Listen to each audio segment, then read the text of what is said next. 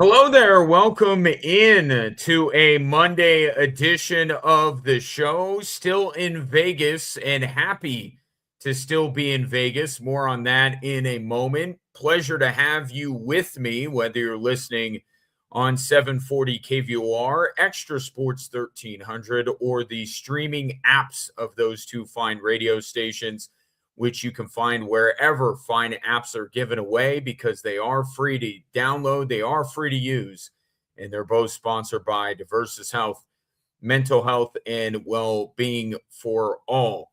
If you want to get involved with the program and the veritable cornucopia of sports topics that await you, you can call or text into the show at 719 24/7 1313. Ray Dominguez, producer extraordinaire, standing by to receive your communication.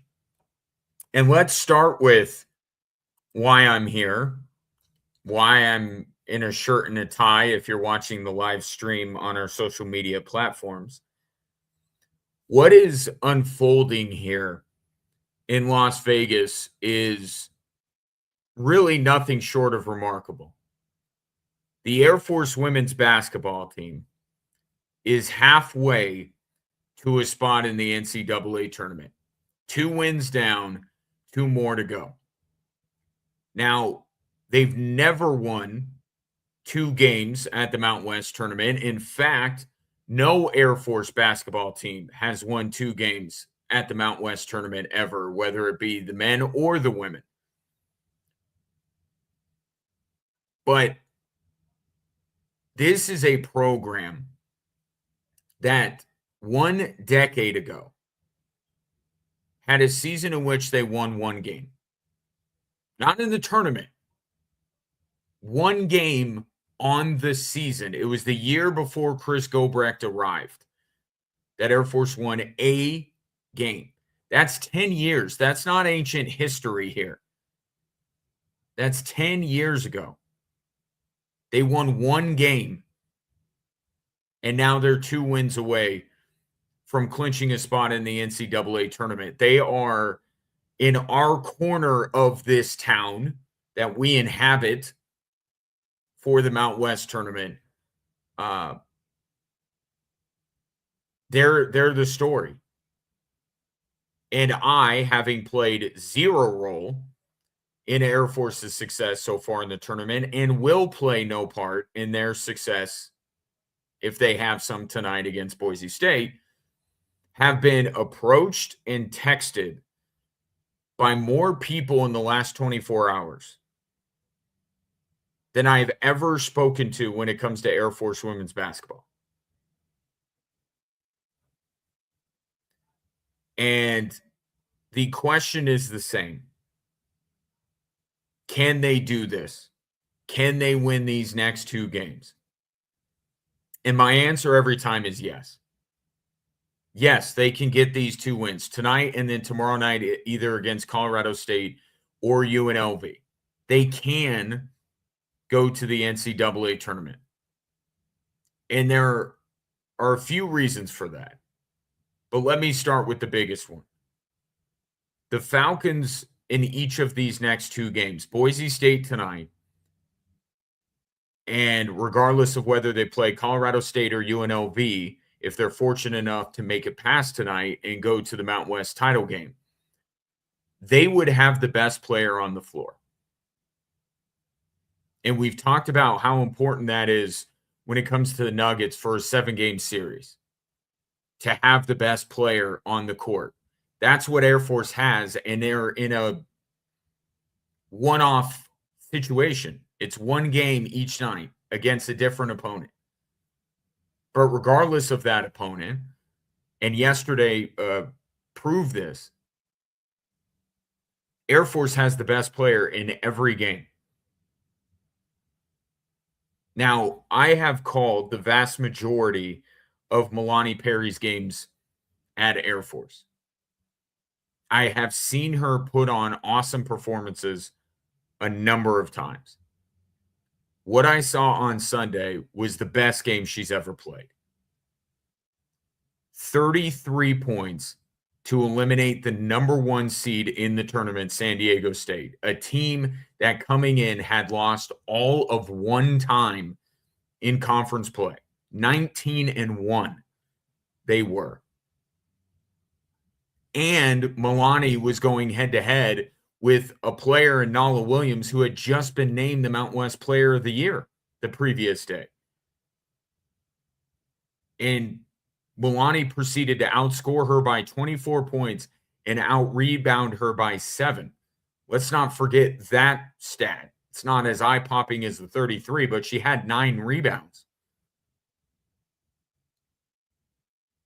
What Sunday reminded me of, remember that year where Nikola Jokic lost the MVP to Joel Embiid? And Nikola Jokic proceeded to lay waste to every team that faced the Denver Nuggets in the playoffs en route to a championship. And it left a lot of the MVP voters kind of wondering whether they made a mistake. Now, regular season is the regular season. Postseason is the postseason. You have to make your decision based on what you saw during the regular season. But there was an argument to be made that Milani Perry was the Mount West Player of the Year during the regular season. I know I heard an interview last night with Gordy Presnell, the head coach of Boise State, after they beat New Mexico. And he was asked his thoughts on tonight's game. And he said, we're going to be going up against the best player in the conference, and I voted for her to be the Mountain West Player of the Year. But enough coaches didn't. And while what Milani Perry has done in the last 2 games is not, doesn't factor into that voting, I got to imagine some coaches are wondering if by simply going best player on best team during the regular season was the right call. And whether overlooking or not voting for Milani Perry because of where Air Force finished the regular season, to say nothing of where Air Force would be without Milani Perry, they might be wondering if they made a little bit of a mistake. Now, just like that year with Nikola Jokic, proving coaches who didn't vote for her for Mount West Player they were wrong is not Milani Perry's motivation. Nor was it the motivation of Nikola Jokic to thumb his nose at the MVP voters that year. It was to do exactly what he ended up doing, which was lead the Denver Nuggets to a championship. And right now, Milani Perry's only focus is keeping her career at Air Force going for as long as she possibly can.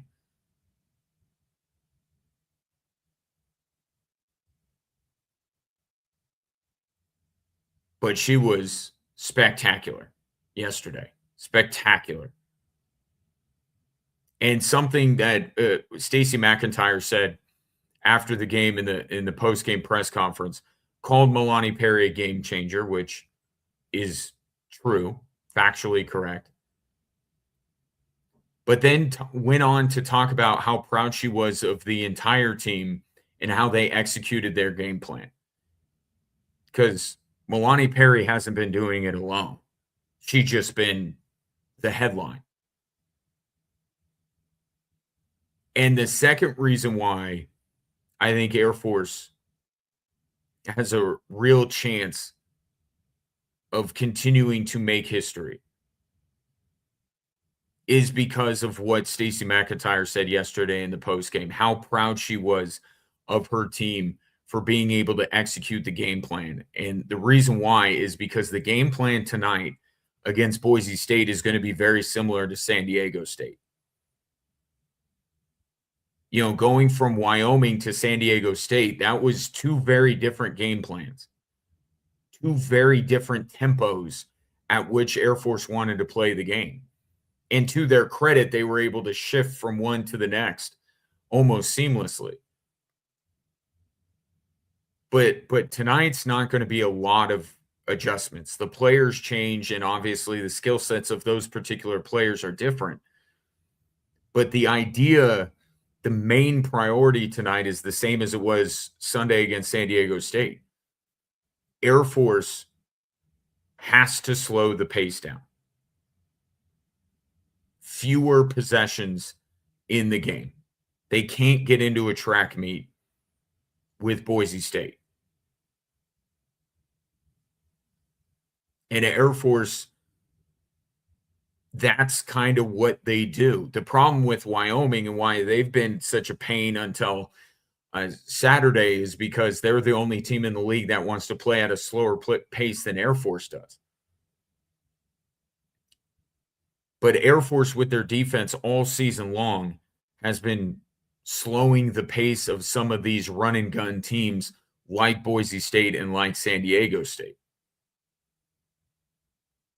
They just hadn't done it to the level that they did it on Sunday. But they'll have to do that again against Boise State. So there's not a huge adjustment,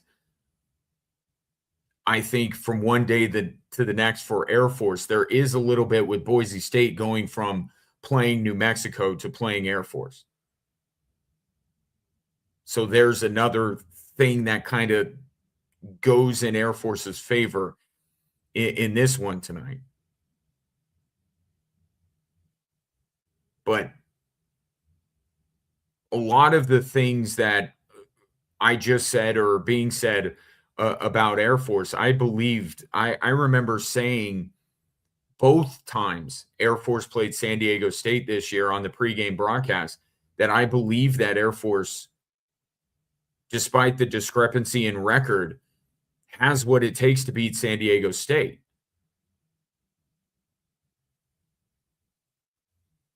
Now, don't make me out to be a prophet, because the two times I said that during the regular season, Air Force lost, and they lost by a decent margin. But I saw that matchup and why Air Force could have some success. And it was those things coupled with them taking their game to a level that I have not seen them play at all year long, and Milani Perry having the best game of her career. You throw all that together, and that's why Air Force shocked the Mountain West in beating San Diego State on Sunday. But now, and I was talking to someone about this yesterday. I wonder what kind of a block San Diego State was in this regard. I don't know how you can see past a matchup with the number one team in the conference that went 19-1, that just had beaten you on your home floor on Tuesday and spoiled senior night. I don't know how you can look past that at the bigger goal. Obviously, Air Force came here to Vegas with the same goal as everybody else did, and that's to win the Mountain West and get maybe the only bid the Mountain West is going to get to the women's basketball tournament. But it's hard to see that number one seed waiting for you if you were able to get past Saturday. It's hard to see past that. And I wonder now that they beat San Diego State, how they kind of deal with all of that now that it's more real than it was even 24 hours ago. So it's going to be a little bit different dynamic here. But Air Force has to feel like they got as good a shot as anybody of these last four teams. The way they've played. But again, another side to this. And Boise State was waiting in the tunnel yesterday, watching Air Force finish off San Diego State. And UNLV and CSU were watching too. The other three teams remaining in this bracket have the exact same feeling Air Force does. Air Force busted this bracket wide open. So now all four of these teams And heck, even the 3 teams yesterday that, lost. New Mexico, in Grand Canyon, and Fresno State. They had to feel like that was the first game of the day yesterday, was Air Force knocking off San Diego State. It had to make every other team feel like, "We can do this. We don't have to go through San Diego State. Air Force did the hard part."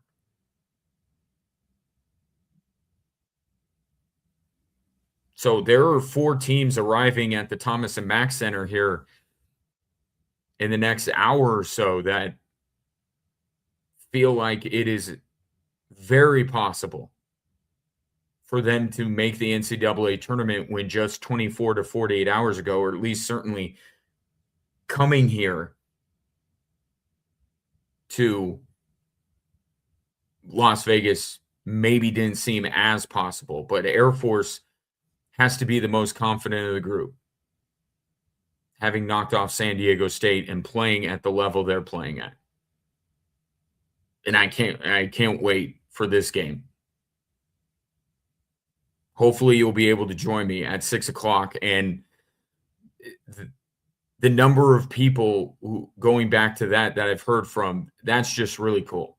It's really cool that this team is getting the attention it deserves after a phenomenal 2 days here out in Vegas. 6 o'clock Mountain Time. Boise State and Air Force in the Mountain West semifinal. We'll shift gears coming up next. Why a Broncos team that many thought was going to be the loudest of NFL free agency has so far, a few hours in, been the quietest. You're listening to 740 KVOR and Extra Sports 1300.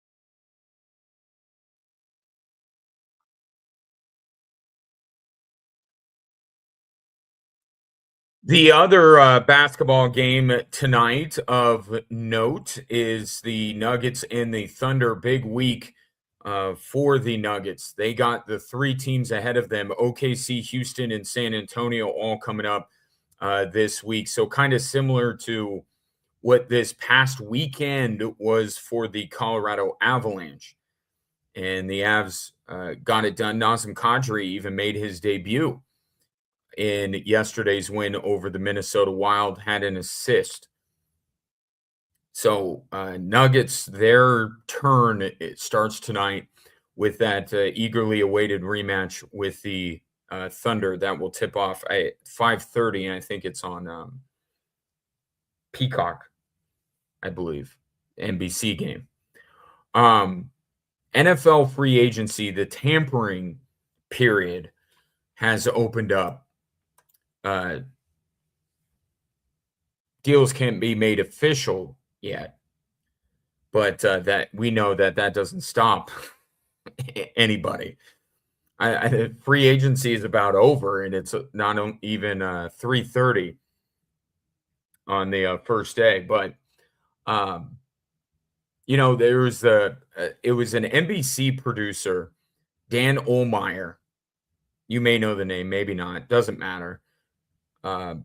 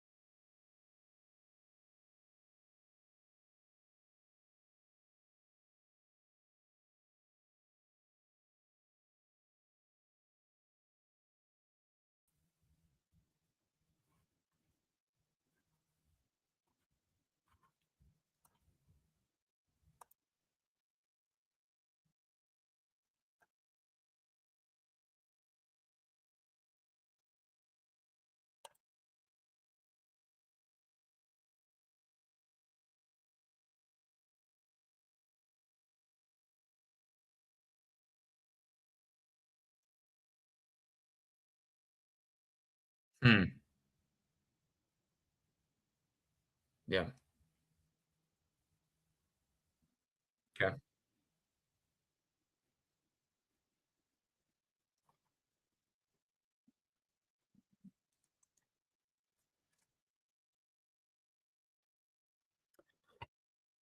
Let's try this again, shall we? Apologize for the technical issues here as I'm doing the show live from Las Vegas. So, again, NBC producer Dan Omeyer would say if your question is about sports, the answer to that question is money. Now, the Broncos have not made a move in free agency yet because of money, the money that they are unwilling to spend, unwilling to make Kenneth Walker one of the top three highest paid running backs in football, and unwilling to pay Travis Etienne the reported $13 million a year to keep him from going home to Louisiana. But they were willing to offer enough to keep J.K. Dobbins for 2 more years because it is cheaper to retain your own free agents than to go out and get others. And that's not new. That's always been the case when it comes to free agency. But the question is why? Why aren't the Denver Broncos willing to pay a premium to upgrade at the running back position or the wide receiver position? Because they've been on the sidelines for that market as well. So far, anyway. Now, look, the thing with J.K. Dobbins, let's understand what I'm saying. They get bang for their buck for J.K. Dobbins. Okay, this isn't revisionist history. J.K. Dobbins was good for the Denver Broncos last year. That's not what I'm saying. On a per carry basis, Dobbins had a better average than Etienne or Kenneth Walker last year. But the reason why that J.K. Dobbins didn't have as good of a season all told as Kenneth Walker or Travis Etienne is the very reason why you should be at least mildly disappointed that if you're a Broncos fan. Kenneth Walker over the last 4 years, the span of his career, 59 games he's played. Travis Etienne, 66 games over the last 4 years. J.K. Dobbins, 32 games. And he was hurt when the Broncos needed him the most in the AFC Championship. If he's on the field, it'll be fine. But if the 2 games, and 2 in particular I'm thinking about with Kansas City, that might ultimately decide the AFC West next year, and Kenneth Walker is on the field, and J.K. Dobbins isn't, that's where this is going to draw some criticism. Because going into it, the player with the injury concerns is J.K. Dobbins. And it's what I wonder about the Broncos at this stage in their arc in the Sean Payton era. Okay? They've done it a certain way, right? They've done it with being very particular about who they bring in. A lot of Sean Payton guys, right? And they've done it with a lower budget, right? They've taken some chances on guys with injury concerns and things like that because they had to. Well, now they don't have to. And I'm not saying they have to spend like drunken sailors, but there are some positions that need upgrading, and running back is one of them. And I wonder if because it has worked to this point, the Broncos see no reason to deviate. And what I would say to that is that there is always a time where the moment is right for you to make the move, right? To get that player, that final puzzle piece to put it all together if you're going to win a championship, right? Aaron Gordon to the Denver Nuggets was that. Avalanche are thinking that Nazem Kadri this year is going to be that. Neither came cheap, by the way,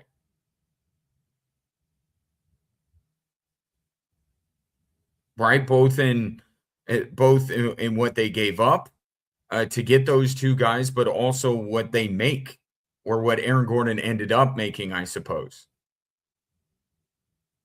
So those guys didn't come cheap. But the Nuggets, Aaron Gordon was worth every penny. And the Avalanche are feeling that Nazem Kadri will be worth both the picks they gave up and the players they gave up and the money that they're going to be paying him. And I wonder, what is that move for the Denver Broncos? And are they willing to make that kind of move?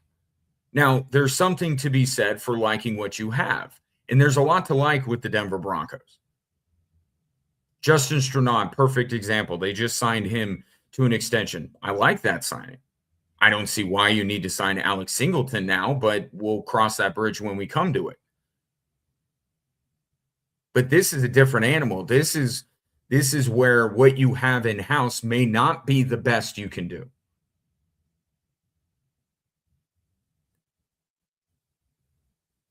The Broncos have to be more balanced offensively. And you're betting on a guy, again, whose health, through no fault of his own, this isn't casting aspersions on J.K. Dobbins. This is just the reality of the situation.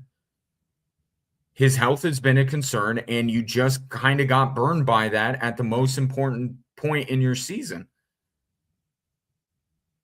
Is that worth saving a few bucks? You normally think the more money you spend, the bigger risk. In this case, the less money the Broncos spend, the higher the risk. And this is a season where the Broncos need to eliminate as much of their risk as you can. They got to prevent the bottom from falling out, from that regression happening.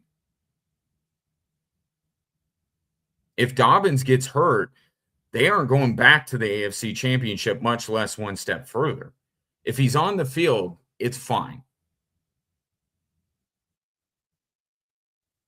If he's not, especially now with Kenneth Walker in the same division, player that I put at the top of the list for the Denver Broncos because he's exactly what they need, which coincidentally is exactly what Kansas City needs, and he goes in your division,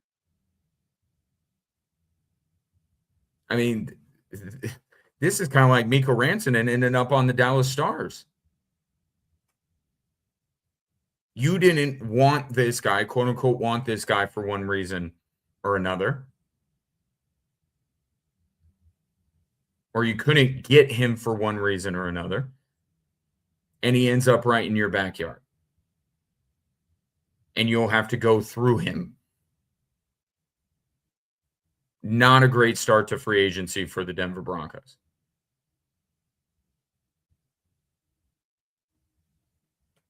Take your thoughts, 719-247-1313. More Drive Time Sports after this on 740 KVOR and Extra Sports 1300.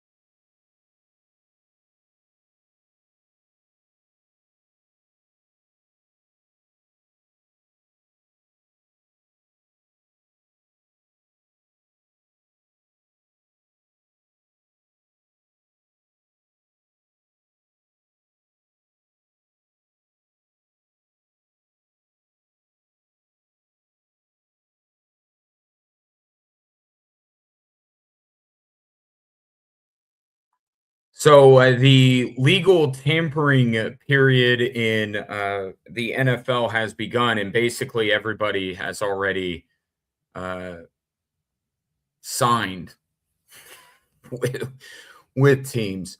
Of course, all this started with the what may go down as the biggest move, I think, of this free agency period, which of course is the Friday night trade that landed Max Crosby in Baltimore.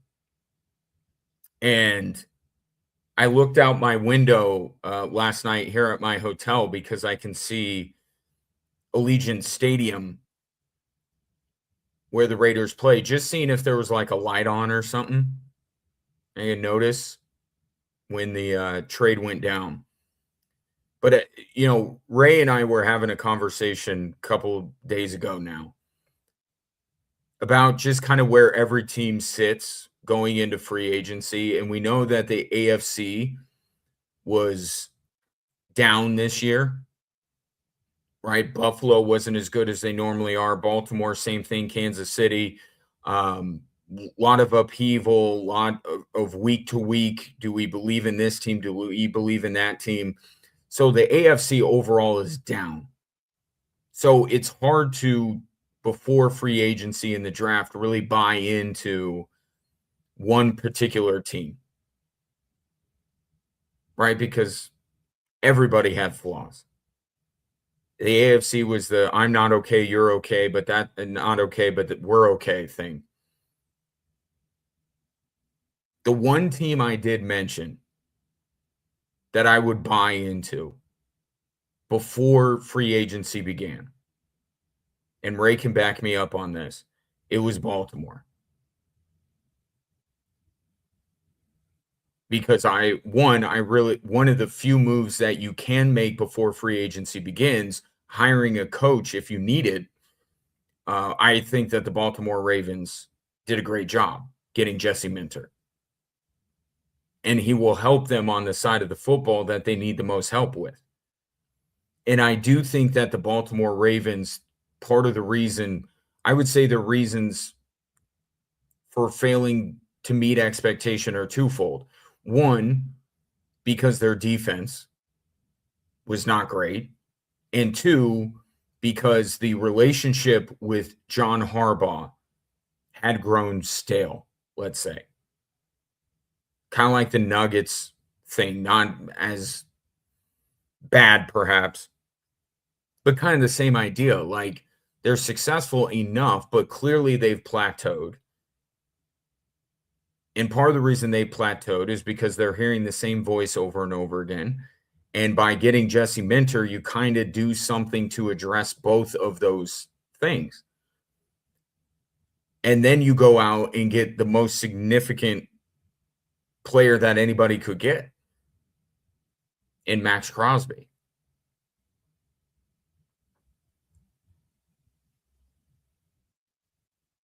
So I'll double down on Baltimore and what they could be this upcoming season, with still the draft and the rest of free agency still to go. But think about that division now. You have TJ Watt, you have Myles Garrett, and you have Max Crosby.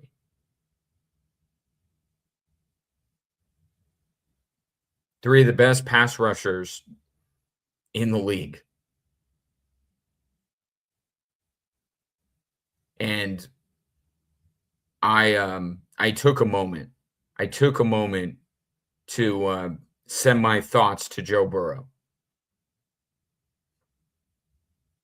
Because he was already having a rough go of it as it is in that division, staying healthy and staying upright. And now the Ravens have Max Crosby.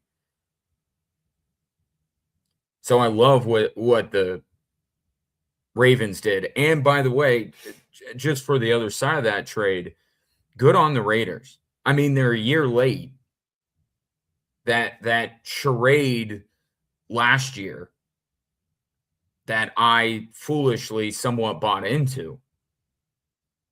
Not that I thought that the Raiders would be even sniffing the playoffs, but just the idea that they'd be kind of a tough out. They weren't a tough out at all. And it just put them a year behind their rebuild. You got 3 teams in the division that you have no hope of catching anytime soon. 3 teams. And last time I checked, nowhere in the history of the NFL has all 4 teams in a division made the playoffs. So the Raiders had no chance. And I didn't and when I say I bought into it, I just bought into it that I didn't buy into that it was a good idea. I just thought that the Raiders would win more games than they did this year. It was the wrong move right away because they need to go on a full-blown rebuild and see if they can't be on the come up when some of these other teams are on their way back down. I would be looking at Kansas City, most notably in that, given their age and some of these players. Travis Kelce's coming back, Chris Jones is back, but they're not going to be around forever. So this is the right move by the Raiders. And you have 2 first-round picks this year. You have 2 first-round picks next year. You're going to get Fernando Mendoza. You signed Tyler Lindenbaum. That's one L that the Ravens took in free agency.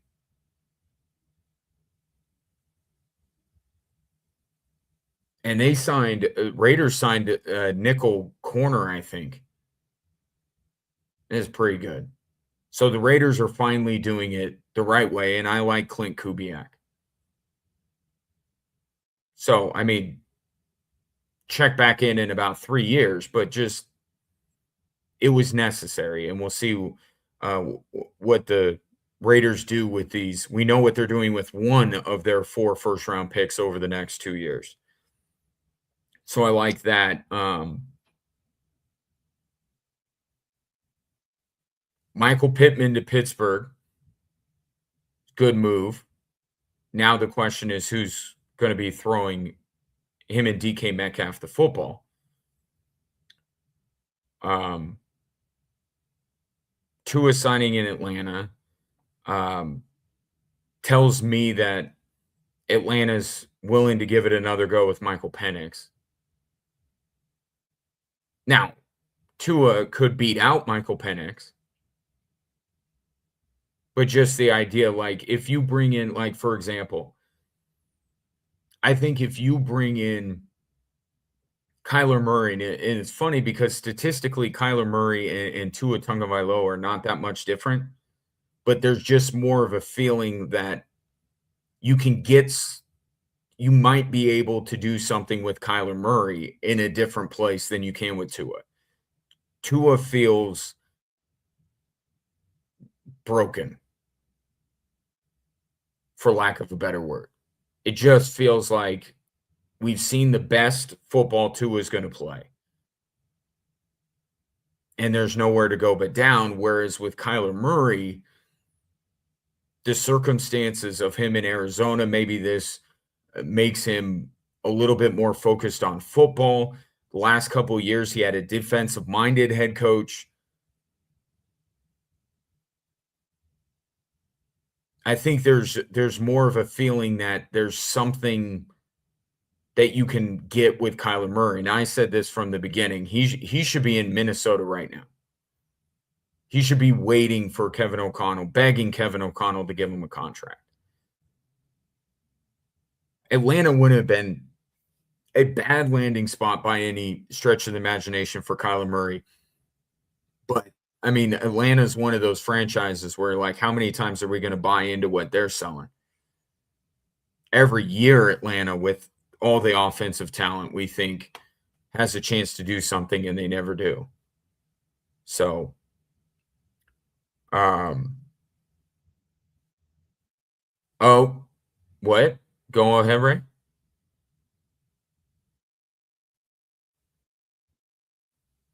And then that if they're releasing Greenlaw, that means that they're signing Singleton.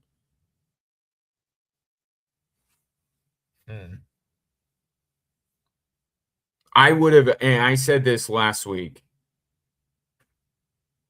And thanks for that, Ray. That important breaking news there with the Denver Broncos. Again, if you did not catch that, Alex Singleton is coming back to the Denver Broncos. The Broncos already signed Justin Strnad, so that's the two they're going with, which I find a bit ironic, if I'm being honest, because last segment I'm talking about how the Broncos are betting on a guy with injury concerns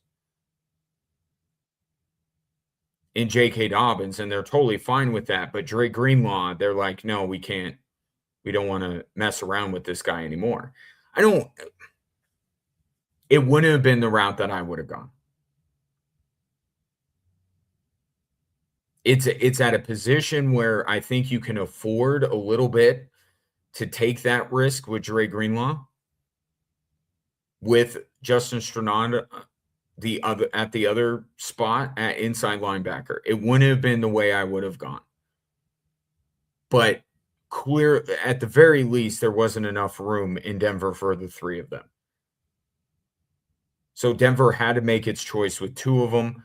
I would have gone Strnad and Greenlaw. The Broncos go Singleton and Strnad.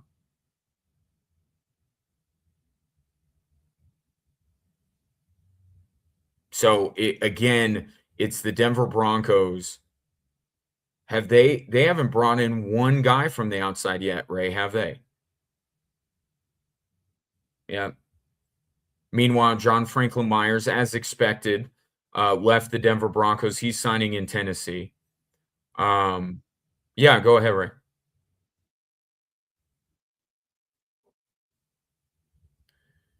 Yeah. Well, and that's what I'm saying. That's why this has to be such a disappointing start to free agency for the Denver Broncos, because as I teed up in my first segment, they were expected to be the loudest team. And now all of these pieces that you think would look good in a Broncos uniform are off the board. Alec Pierce is going back to Indianapolis. I knew that was kind of a dicey one to give that guy $30 million, but if money was no object, then I think he would fit in very well with the Denver Broncos. I don't know, status quo. That's what the Broncos are going with. And we'll see where they go from here. But right now it's status quo. And is that what you were expecting if you're a Broncos fan? Is that what you were hoping if you're a Broncos fan? I can't imagine that it is. You want to keep some of your guys. Again, Justin Strnad. I like it. And I may slightly disagree with bringing back Alex Singleton over taking another chance this year on Dre Greenlaw.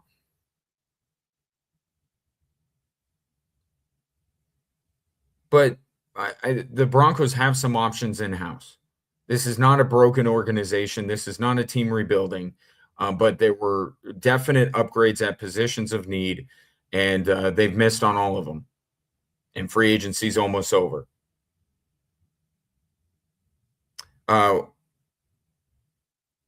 Coming up next, my thoughts on what I'm doing out here in Vegas and the remarkable run for Air Force women's basketball that is hopefully continuing tonight at 6. Air Force and Boise State Mountain West semifinals on Extra Sports 1300.